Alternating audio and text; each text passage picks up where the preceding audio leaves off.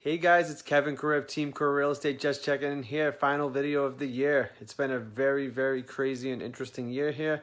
And just wanted to talk about this year. This is a year that opened a lot of people's eyes, guys.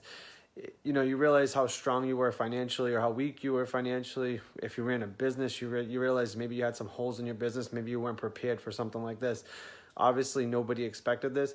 But before I went full-time on real estate, I personally made sure I had over a year of bills in the bank. Because I said, I want to make sure no matter what happens that I can figure this out and get out of it, alive and not be, struggling. So, I think that people don't realize the power of having that savings in the bank. It's like, obviously cash is king. You want to always have some on hand. But when you don't, it just makes the financial crisis 100 times worse. So having even 2 or 3 months of money in the bank could be a huge saver for a lot of people here.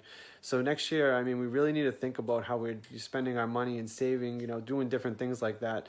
And just this year showed us that we need to save and we have to have something in the bank because so many people are here without jobs and not struggling and still struggling and probably going to struggle into next year because a lot more, sorry, I got a phone call there. A lot of businesses are going to change here over the next few years. You're going to see a lot more retail businesses go out of business. A lot of restaurants are going to go out of business and even just other businesses in general because they couldn't make it through this crisis.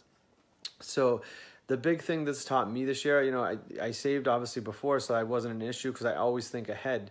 So I had that savings in place. The other thing you need to think about, guys, is cutting back your expenses. How much of that stuff do you pay a month? Those stupid, little subscriptions you got here and there that you probably don't even need, little Amazon channels, extra things like that.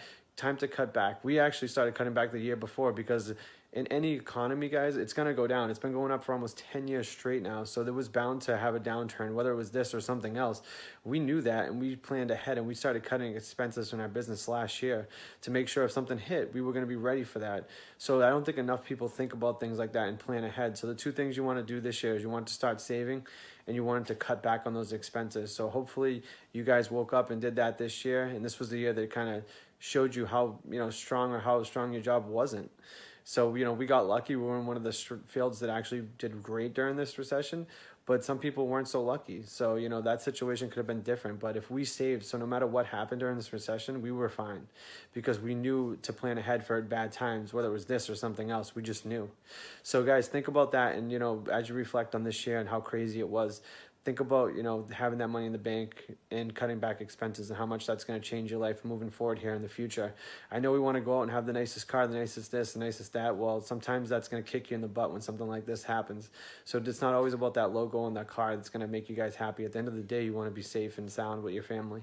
So hope everyone has a great new year. We'll talk to you soon. And thanks for joining the video, the last one of the year. And we'll see you all next year.